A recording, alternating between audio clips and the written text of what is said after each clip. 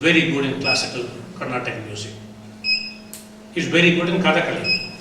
Okay, these all tell you what about his value. Okay, then you also go beyond that. The more you go beyond constricting situations, the better as a human being you are. I think we are together on that one. But to say that it was denied is no longer denied now. There is a school in Sanskrit College in Osmania University campus and so on that people go to. But putting together by and large because of artificial, man-made. Okay, this is it again. The reason why many people do not appreciate modern day genetics. But modern day genetics tells you whether you're a Brahmin or a Shudra or Arab or native Indian or whatever, your genes are the same. One of the biggest things that has happened, reactionary thing that has happened, is the human genome decoding. 145 different tribes and population clutches and so on were collected. And they all drew blood from them, got the DNA from there. And over a period of 7 years, the DNA sequence of all these, which is the genetic heritage that you have, was determined. Lo and behold, it was a 99.9 identity. Yellow, black, white, brown, didn't matter. In Alaskan, the same genes, same genetic sequence as a Tamilian or a Japanese, something of that kind. What that meant was precisely the kind that you were talking about, and that is you just segregated people on basis of whatever. And you segregate people and so on based not on scientific but either on traditional, economic, political, that kind of and what modern science has told you is this is nonsense. It's not so. It's not correct. Professor Partha Majumdar, who is the director today of the National Institute of Biomedical Genetics, did a similar thing on the peopling of India. Where did we all come from? And it turns out that there are three major inputs, migrations into India.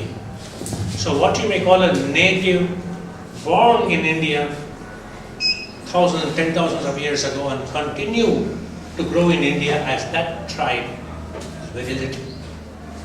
In fact, the argument may be that maybe there are nobody. You're all migrants. The major group came from the West Asian continent. Another group came from the Northeastern continent. The third group came across the Arabian Sea. And one other thing, I don't know how many of you you probably know this. All of humankind was born approximately 3 million years ago. Before that, there were no humans. There's something called hominids, closest to being human. And if you look at the DNA sequence of three kinds of prime, the apes that you can think in terms of ape, they are chimpanzees, bonobos, and And you look at these apes, there is a 97 to 98% agreement, identity. What about the other 3%? Does it make us completely different? The answer is no. Because when you look at the DNA sequence, you keep on looking at that sequence. What does this entire sequence of, let's say, 10,000 bases mean? That means one gene. That gene means one property that you inherit, whether it is diabetes, whether it is obesity, whatever, that kind of a thing. In order for a gene to act, you actually need a trigger, what you call a promoter. The promoter turns on and the gene can actually be translated into a protein, which does all the act. The 97% identity, the 3% non-identity The genes were there, the promoter wasn't there. Okay, there's some mutation that has happened. So you trace your ancestry now, like when the Bishop of Wilberforce challenged, do you get your monkey background from your grandmother or grandfather? All of us do. And you can actually date the time that this was done. Again, it's a reactionary thing. Because the moment you say whether you're a Brahmin or a Shudra, you're all made of the same genetic material. What you then have is a cultural, biological separation, and not. And you can also separate, like he argued, I'm a Brahmin and therefore I can go to the temple. Or I have some of these privileges. Or I'm a Kshatriya, so I can do this. You're a Shudra, you're a Dalit. You're prohibited from doing things sociologically. That doesn't stand water anymore. This is, I think, one of the biggest lessons we have learned by looking at the human genome sequences. I think some of these are very important. But there'll always be this struggle between traditional thought and the modern thought. Some of them are reactionary, some of them are unacceptable to the traditional manner and so on. But I think wisdom lies in looking at these. Then there is other class. You want to actually bring it together in a manner that, all this is right. Actually, we knew it a long time ago. Which happens in certain kinds of scientific ideas. Our Prime Minister is a fantastic example of this. Okay. Remember what he said? Plastic surgery was known to Lord Shiva. Right? My question is, Lord Shiva was foolish. He could actually take Ganesha's own head and put it over there. Why an elephant? Okay.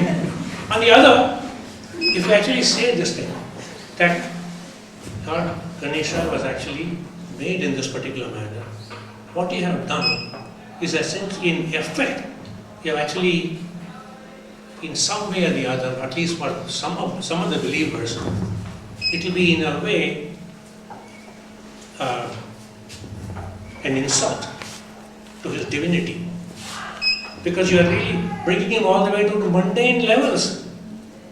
Okay. If Shiva was such a powerful god and so on, he would have simply created the pre-Ganesha.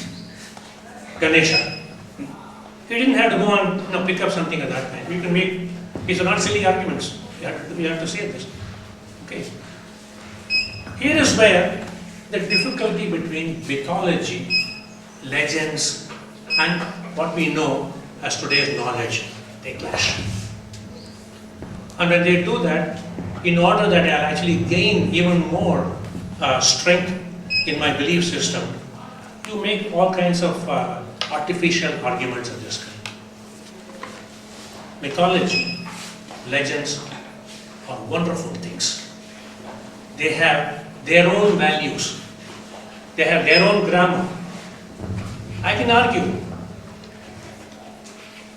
Lakshmana was down there, and then somebody said, please go get that particular Sanjeevani plant. Okay, and the Sanjeevani plant was elsewhere. And in order to save Lakshmana, Hanuman goes, picks up the entire mount or a hill or whatever, flies back. Did he fly? In the context of the mythology, he was so concerned, and he decided that the fastest way I should come over. And you in a way or the other, you kind of exceed, and you also make it a little bit more dramatic something, and he flew. One of my professors in Lucknow came out with a beautiful joke at that one.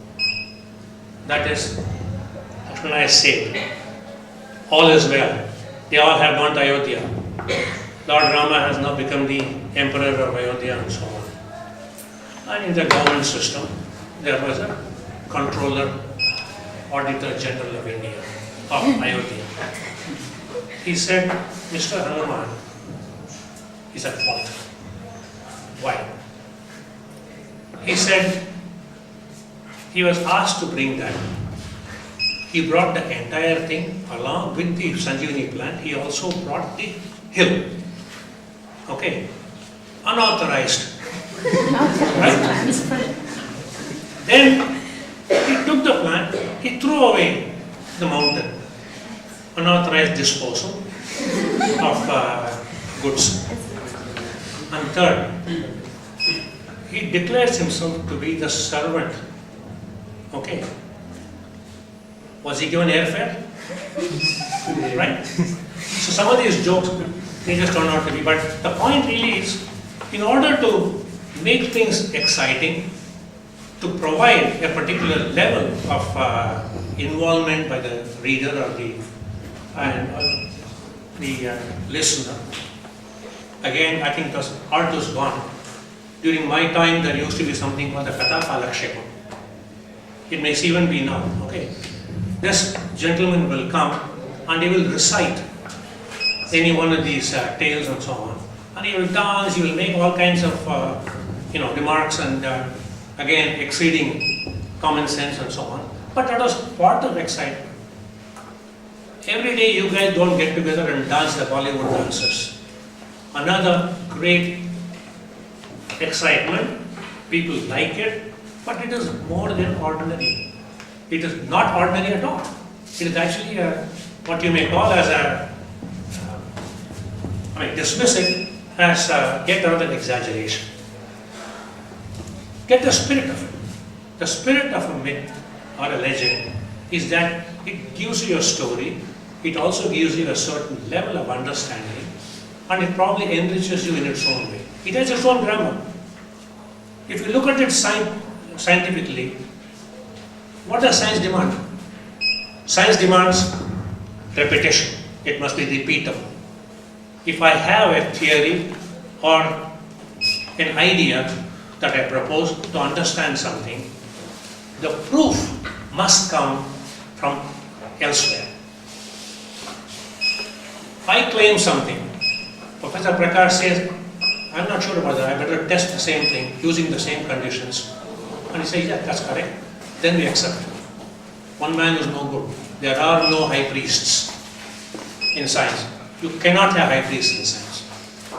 Also, you don't throw away earlier knowledge unless it completely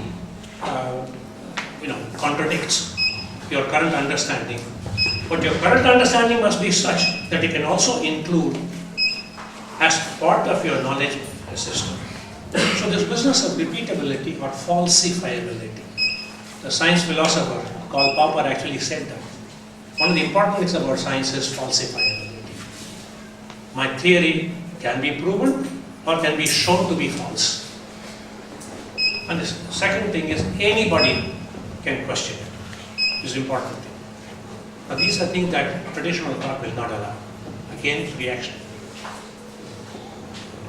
So on one hand, for Modi or all these other believers to say that we already knew stem cells, we already knew plastic surgery and so on, is a little bit of a gap. On the other, for scientists to say this is garbage, not this particular one. Who told you that Pythagoras theorem was invented before Pythagoras? The answer to that is yes. Because there are a couple of sutras that are written there which are even today translatable. This Bodhayana Sutra and Apastama Sutra. They don't write equations. Everything there is in a couplet or a poetry mode. And people have looked at it. They did it for a completely different purpose. It turns out that Apastamba apparently wanted the positioning of the yagya, wherever you do the sacred fire and so on, in a manner that I should be able to see the celestial bodies in particular angles. So the poor man went ahead looking at various possibilities and wrote out an equation. But it turns out in the equation, if we have a right angle triangle, the hypotenuse, okay, square that is equal to sum of two squares. And that's written. So a scientist cannot say everything is garbage, because for him, the idea of probability exists in this particular case. Not in all cases. In occasional case of, for example, this Pythagoras theorem is true. The other also is, you don't need science all the time. When I started, I pointed out that science actually is a byproduct of technology. Technology came first. When we didn't have well-defined ideas on how things work and that the logic behind that, we used our own empirical system. You can think in terms of, let's say, ancient cities like Mohenjo-daro or Mayan civilization or Micronesian civilization and so on. The Mohenjo-daro or Harappa civilizations, they had fantastic town planning because you can see it. If I don't see it, if there is no proof, I will say this is garbage or this is yet another legend and so on. So falsifiability or probability comes. They did not write out their science, but they showed you that these are possibilities. And then comes the idea of how did this thing happen? What will be the idea behind it, what will be the mechanism behind this and so on, and science follows. Traditionally, technology came first, whatever the technology.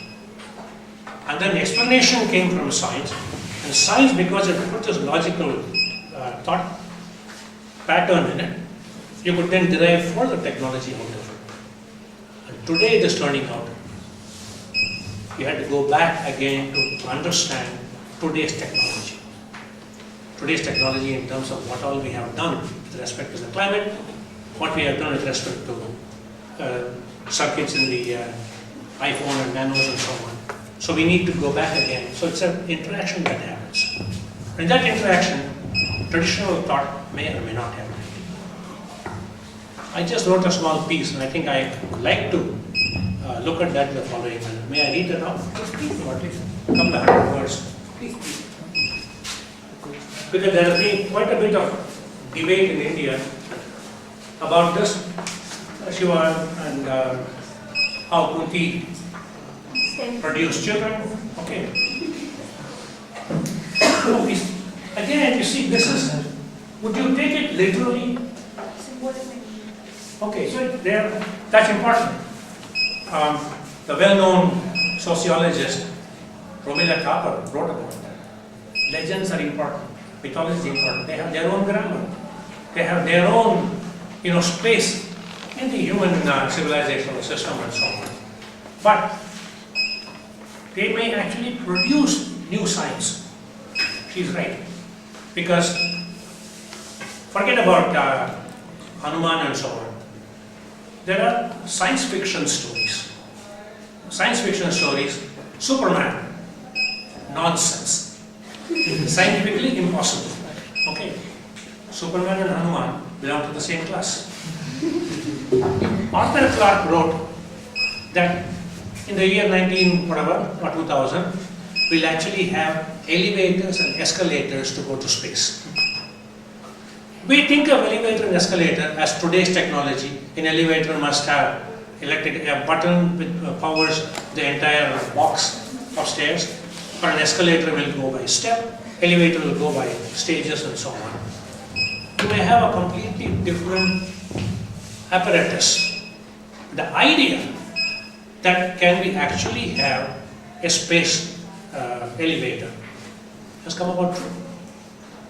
It doesn't look like your today's elevator, but it looks like I can actually shoot myself using a launcher, go on to a space station which is 40 kilometers above.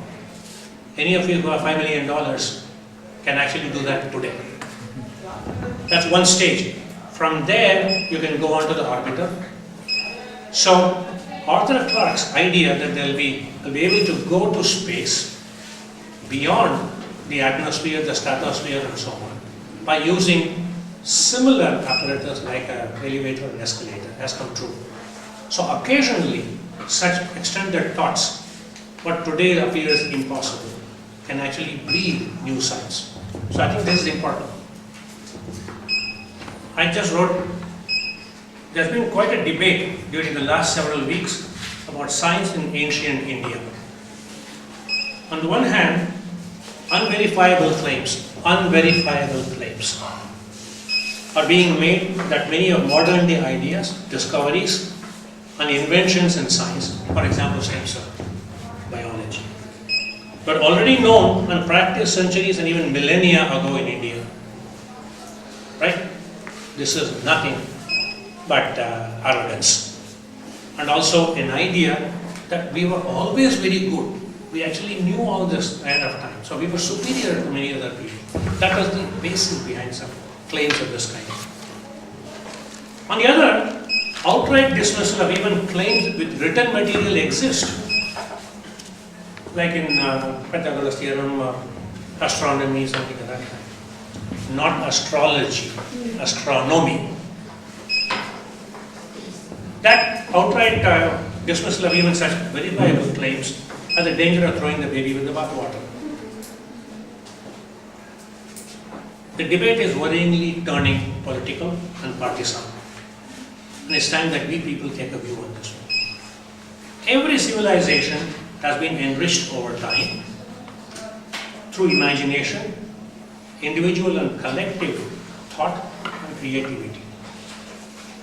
These have led to the blossoming of art and culture, mythology and symbolism, epics and belief systems which have given it identity.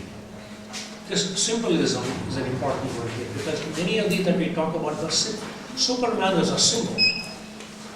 Hanuman doing or something of that kind is really more a symbolism than actual truth. It may not have to be the actual truth. They have also led to developments and achievements in logic, analytical thought, and achievements in science and technology, which have offered human society improvement in daily life. As the French philosopher said, cogito ergo sum. I think, therefore I am. See, that's essentially a definition of Homo sapiens. You have sapiens, therefore you can think thoughts. Some of them are wrong, some of them are verifiable, but some of them are essentially one that will trigger newer thoughts. Imagination leading to art and crafts, literature and mythology is often not limited to what is possible, what is feasible, or familiar, or natural. Myths and epics abound in such unfettered thoughts and acts, and it is these that lend them their special character and appeal. Great poems and epics of the Indian, Greek, or other ancient civilizations have captured, triggered, and nurtured people's imagination precisely because of this feature. Look at the Mahabharata. It's a tale told and retold over centuries. So that's why we don't even know what the original Mahabharata was. What we read now is what is thought to be perhaps the most ancient text in some library somewhere. But it still captivates the modern mind. I don't know how many of you have read this fantastic book by Gurjar and Das. It's called The Difficulty of Being Good. It's a lovely book. The Difficulty of Being Good by Gurjar and Das. He used to be the head of Procter & Gamble in India. He took time off for a couple of years to go back and read Mahabharata, and he interprets it in today's. For example, he's thinking in terms of why would Ramaliga Raju, who had the world at his feet, do something idiotic like cook his books? Is it so difficult to be good? So questions of this kind that epic poems and so on actually ask us.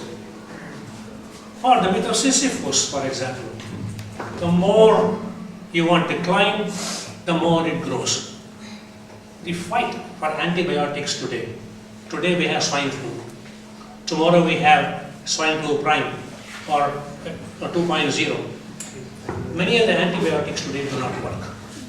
Okay, why is that? I call that the fight, the Sisyphean fight between minds and mutations in the bacteria. It's a battle between mind and mutations. Okay, the more you think I have come to that particular level where I can kill this particular bacterium, even though it is against penicillin and chlorotoxin and so on. One little mutant there will take over. Remember, in a couple of days it will become billions and so on. So it's again a battle between mind and mutations. Such poems and epics had their own grammar. Imagination governed by rational and logical rules, because Hanuman flying is not logical. Hanuman flying is actually an example of the urgency, the speed, the commitment, the hope, and his total surrender to the point at hand. That's different. They lead to development in science and technology, making daily lives better. Science and technology have their own grammar, their own rules and restrictions. They do not allow, for example, creation of any material out of nothing. Right? Laws of thermodynamics say, okay, you can't get anything out of nothing. And yet, there could be traditional beliefs that would actually make this, but that is essentially an extension, unverifiable extension. It may add drama, but it won't add any scientific proof. Town planners, but these define the natural and the possible. Town planners, mathematicians, metallurgists, and architects of the past understood and practiced this grammar as well. Confusion and conflicts arise when, for example, the symbolism or a myth or an event in an epic, which is perfectly admissible in its own narrative and its context, is attempted to be in line with or explained using the grammar of science. Or when what is symbolic is interpreted to be literally true. Like God Ganesha and so on. Myths and symbols are meant not always to be explained by science. To do so would be an unacceptable trivialization. On the other hand, they may actually inspire science towards inventions and innovation, as I told you about the space thing. There need be no correspondence principle between the two systems of thought. Without science and technology, it would be a poorer world. Without symbolism and myth, it will be a duller world. Let's be enriched by both, but let them not intrude on one another. As they say, good fences make good neighbors, and that's a problem. Thank you.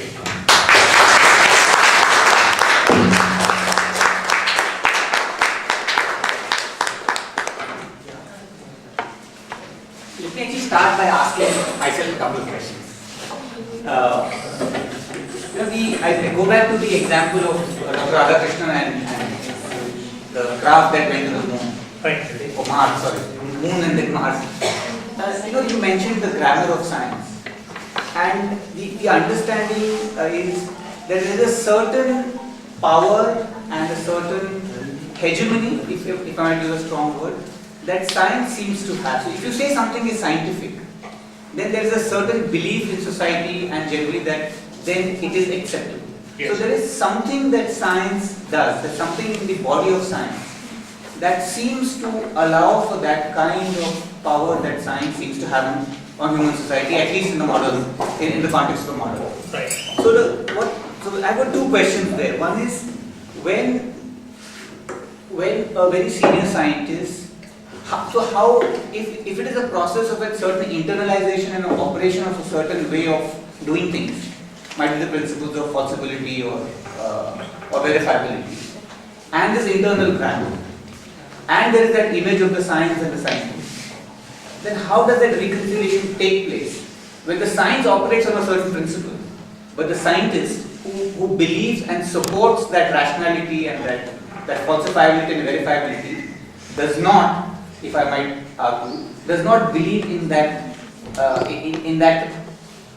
system of what the science is. So that's point number one. The second question is a more instrumental question, is where do you see the interface between social science and science?